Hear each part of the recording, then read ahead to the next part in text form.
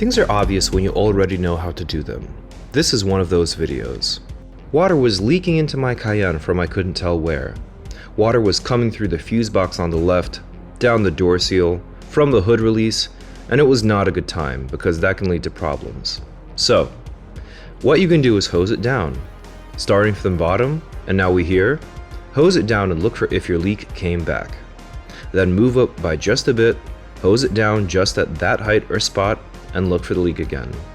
Rinse, pun intended, and repeat until you've eliminated all the spots you suspect and you'll find your leak. I eventually found my leak, which was a clogged sunroof drain, and see my full-length video on that topic if you're having water problems still.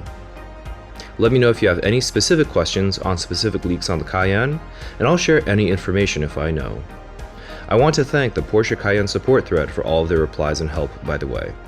Without fail, when things go wrong, they are knowledgeable folks willing to help out. Just don't forget to pay it forward if you join instead of only asking questions. Thanks for watching and have a great day.